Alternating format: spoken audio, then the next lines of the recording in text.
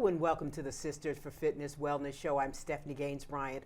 Our guest is someone who's visited us a couple of times over the years, Karen Kendra Holmes.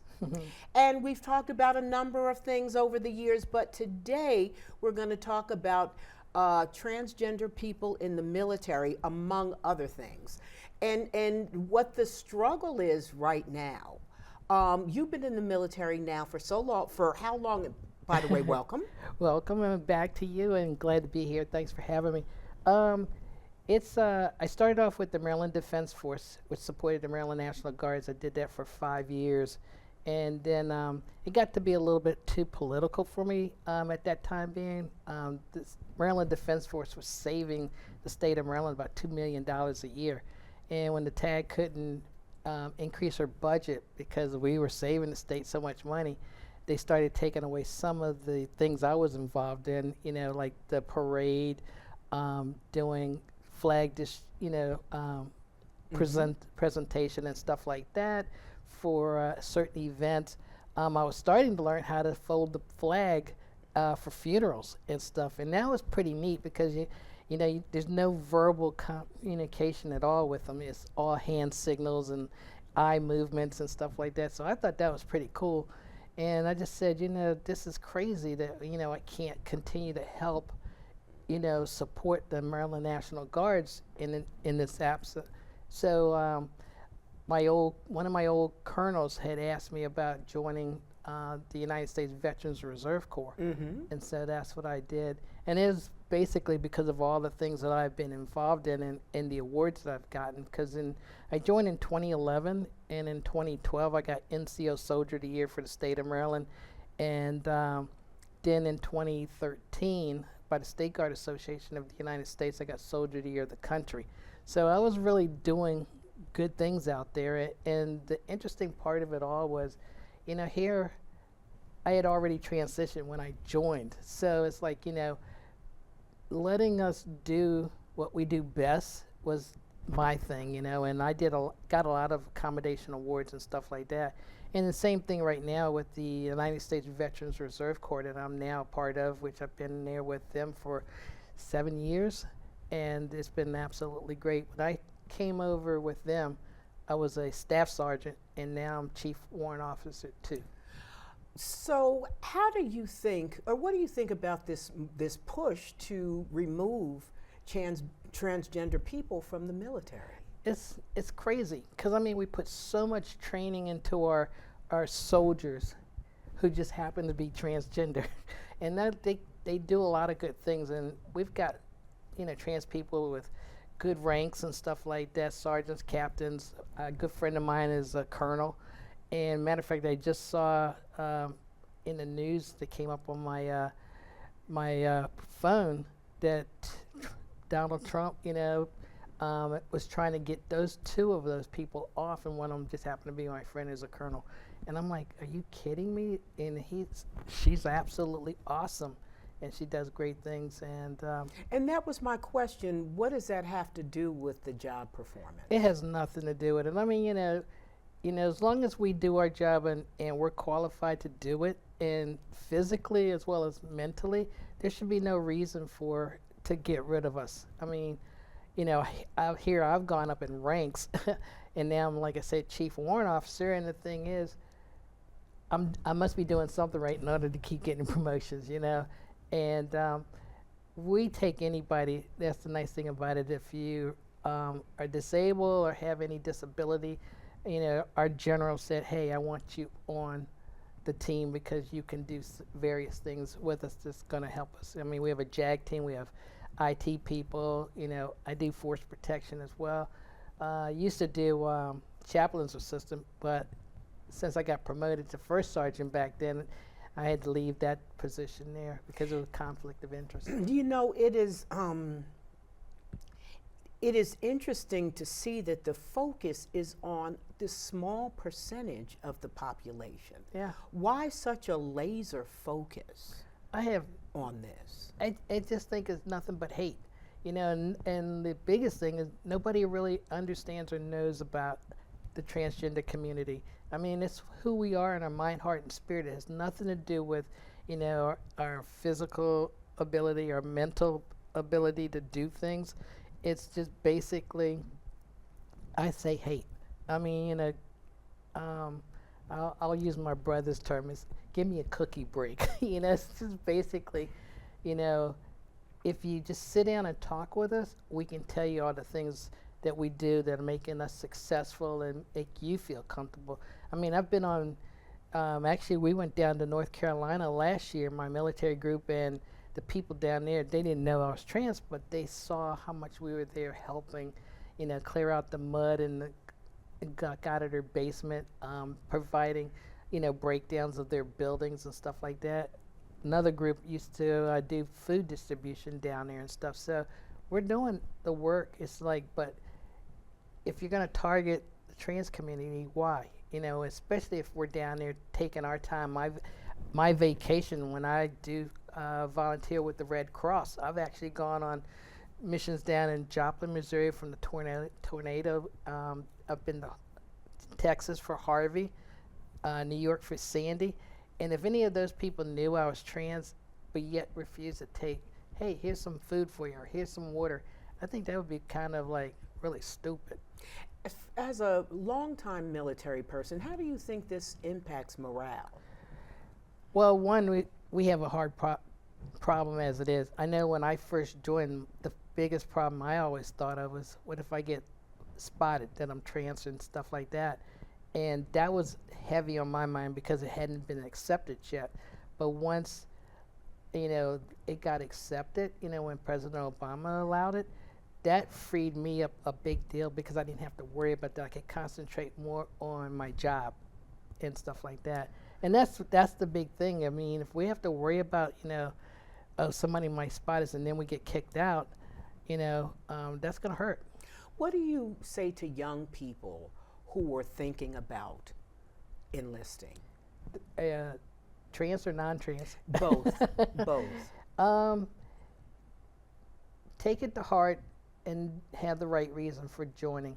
I always tell people, for me, when I got involved in it, is because I was involved with CERT, which is Community Emergency Response Team. And they recruited me basically for the Maryland Defense Force because that was one of the parts that we were going to do. And since that was dear to my heart to do search and rescue and stuff like that, that's why I really wanted to join. Some people do it because their grandfather was involved in the military, their father or mother, brother and sister, they're all involved in the military, and they wanted to keep it in the family to keep going. And my dad, former Marine, but they say once a Marine, always a Marine. My brother did the Air Force for 20 years. My stepson, he was in the Marines. And so I just really wanted to, like I said, it was a passion in my heart, so that's why I wanted to do it. Let's talk about the push to get transgender people out of sports. There's a lot of stuff that people don't know that go into the medical treatment that you receive and things like that people don't understand. So we're going by myths, what people think is happening or whatever. What is about the hormone treatments you take and stuff like that, how that impacts your ability to perform in sports as a man or a woman? Well, for me, pretty much it was like when I started hormones, before I actually started hormones, they actually tested my testosterone level, which was low. Some trans people, or trans women, their testosterone is really, really high. So they're going to be on hormones for a while. But taking that, I know for me, I say for the first 5 years, my testosterone level was low anyway, but it really was down very low. And once I had the big surgery, it was down to 0. I didn't have to take the hormones anymore. And my strength right now is just like nothing. I like even this year when it snowed, I tried to pick up a 50-pound bag of salt, and I couldn't do it. And I'm like, wow, this is crazy. And then I, of course, got it down to about a half a bag, and we'll say it's about 25 pounds, and I tried to pick that, and I said, I can't even do this. You know, we lose the strength. So to sit there and say that we shouldn't compete in the women's sports is really wrong. I think it takes some time, and if you do the blood work check constantly, you'll see it going down, and you know that they're on the right level as a female. And there are some females that can play sports really, really good. I've seen, like when I was Tony, I basically saw, you know, in one particular ball game I was playing, I was at shortstop, and, you know, I get the ball coming to me, and there was a girl at first base, and normally I would have taken it easy and thrown it over. And for some odd reason that day, I was rushing to get the ball so I could get the person out, and I'm firing the ball over, and she just stepped out in front, caught that ball just like that, and I'm like, oh, right. I was like, how happy. I said, I don't have to, you know, level down myself to play with her. I could play normal. But here, now that I'm, you know, have been transitioned, it'll be coming up on 15 years come October 1st, I would be senseless to try to go up against any of the girls now that play college softball and stuff like that. Do you think there's a difference in the way people with the whole sports issue deal with trans men opposed to trans women? Yes, they're not even really saying anything about the trans men that are playing sports or want to play in a man's sports. That's the same thing. You don't even hear any complaints about trans men going into the bathroom, you know, and stuff like that. They're only targeting trans women, you know, but they don't use the word trans women. They're just using transgender person when the news reporters are talking about it, or let's say Congress, those people in Congress, you know. Why do you think it's important that they specify? I think that's important because, you know, you're just going to say, you know, transgender. You don't know if it's, and transgender is a big umbrella. Under that umbrella, you've got cross-dressers, you got drag queens, you got transsexuals under it. The number just goes on. So a lot of times when I hear on the news that a transgender person's been murdered or assaulted, okay, the first thing I'm thinking is, are we talking about a cross-dresser? Are we talking about a drag queen? Or somebody who's actually gone through the entire surgery, which is transsexual and stuff like that. So I always try to narrow it down, and then I understand where was it happening at and the time of day it happened to. And are we seeing an increase or a decline? Because we've talked about this several times before. An increase or a decline in the number of transgender people who are being murdered. Yeah. Because I know a couple of years ago it was tragic. Yeah. The numbers. I mean, I really hope that the numbers will go down eventually. That's my goal. And last year, it was about a good 70 people that were murdered across the country. Okay, nationwide. Yeah, not just in this area. Because when Transgender Day of Remembrance is done, they basically will do a survey of the country. What day is that? November 20th of every year, Transgender Day of Remembrance is. So you hear about it, and some of them are people that have also committed suicide in that number too. And reason why, you know, when we transition to be happy, you know, but because of the way society's treating us, we lose our spouse, we lose our children, we lose our family, we lose our friends, we lose our job, and then that just sets in, and boom, they commit suicide.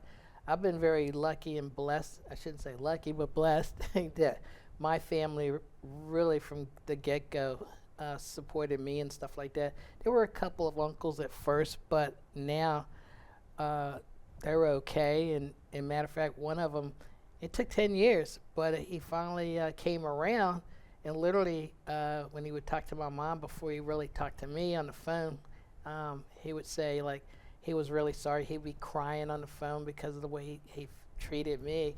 And I'm like, you know, okay, we'll go ahead and talk to him, you know, and stuff like that. Because I was really, really upset when you're trying to take away my cousins because of who I am. You've done a lot of work over the years in trying to get people off the street. Mm-hmm. Let's talk about some of your work, and where are you now with that? Because I know at one point, I think before COVID, you were traveling with police officers trying to get folks off the streets. What are you doing now? Right now, it's just some buying time right now because once COVID hit, I couldn't ride along with the police anymore in their cruiser, you know, because of uh, the enclosed vehicle and stuff like that. So, but usually when we would be riding down Eastern Avenue, where you got the district on one side and Maryland on the other side. The girls would be on the streets and stuff, and what we would do is we would stop. I would get out of the cruiser and talk to them. I say, "Hey, look, is there any way we can help you get off the street?" And by the way, because they see me getting out of a cruiser, I'm not a police officer. I'm a transgender person just like you are, and we want to really help. And I would tell them, like, you know, we want to help you with resume building, role play across the table with you on the job interviews, dress for success. And I'm doing a lot of this with Prince George's County Memorial Library System. And a good friend of mine, and she's now with the district library, but Rebecca Oxley, you know, she was part of the library over in Greenbelt, and that's how we all got started because they showed up at a reef lane that I was speaking at, and they heard what I was talking about, and they loved it. And the library said, look, we can expand this and do stuff as far as helping them with get their GED, how to operate a computer and stuff. So we had an event that was at Busboy and Poet in Tacoma Park, and I picked that location because it was 2 blocks from the metro station. And I figured, you know, anybody that didn't have a car, they could take metro in and have the event there. And so that place holds like 70 people, and it only 2 people showed up. I had a lot of my friends, politicians from Prince George's County government, and that was a good location too because where it is, it's like Prince George's County's here, DC's here, Montgomery County is there, so it was, you know, we could have had a lot of representation there. But you know, you got to think of it this way, and I know you probably know this, but even if you just help 2 people, you help somebody. Yeah, exactly. Can you explain what are some of the reasons that transgender women end up on the streets? Good question, and this is something I had to explain to the police officers. When these trans people are out there, and I did see one trans man, they're out there because it's called survival sex. They need food on their table. They need a place they lay their head at night. They need a job, and they can't get it. And so that's why they're out there working the street. And I did find one particular girl said she's out there because she likes being out there. And I'm like, oh, okay. But it was interesting to know there was one. But out of the about 30 girls that I've stopped and talked to, they said no. They're out there because they need the food and they need the place to sleep.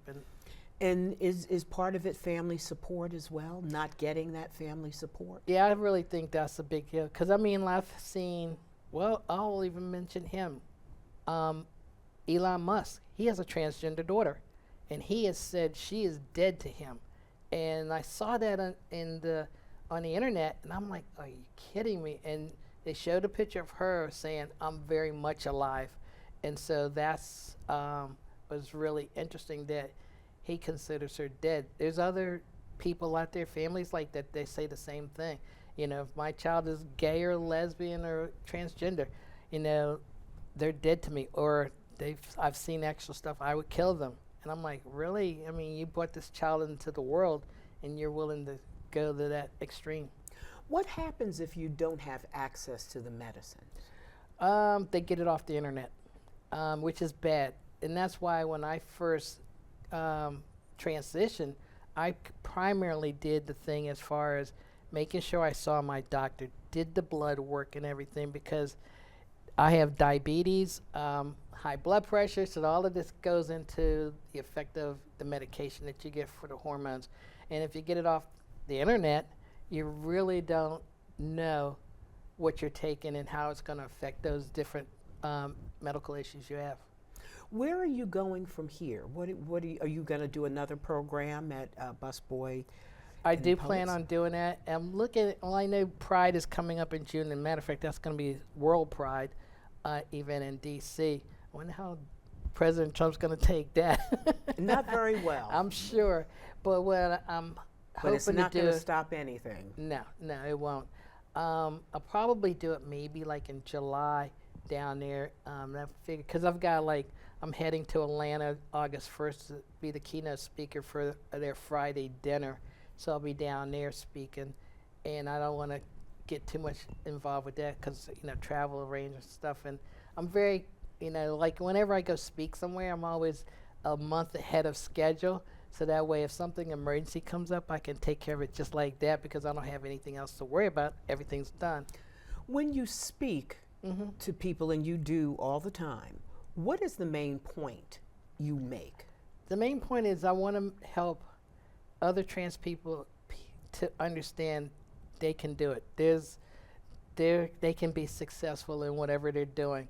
Because we have police officers, firefighters, military people, judges, doctors, nurses, every part of occupation out there, and I want them to know, yes, you can do it. And I understand a lot of their circumstances, but that's what I see. And on the flip side, I want to see help the cisgender community understand who we are. It's like when I've gone down to Joplin, Missouri, or even New York or Texas for Harvey, I might meet somebody on the plane, and we have a great conversation. I'm actually sitting right beside them on the plane, and most of them have been women on the plane, and I tell them I do Red Cross, I do CERT, I'm heading down because I'm a part of the cadre team at my agency, and I'm going down to help coordinate things between FEMA and the other organizations. And then for some odd reason I tell them I'm transgender, and they go, "You are?" And then they go, "You're my new best friend," and stuff like that. And so obviously they hear the impact of what I'm doing, and they're like, "You do all that and you're trans?" I know that's what's going through their head. And they say, sometimes I've heard them say, "Wow, you do more than I do. Where do you find the time?" And I make the time, and it's giving back to people that are less fortunate than me. So yeah, and let's see how it works out the second time around, because sometimes it's about getting the word out there. Once you do, the second time might be much more successful. Yeah, definitely. What's been the toughest part of your journey?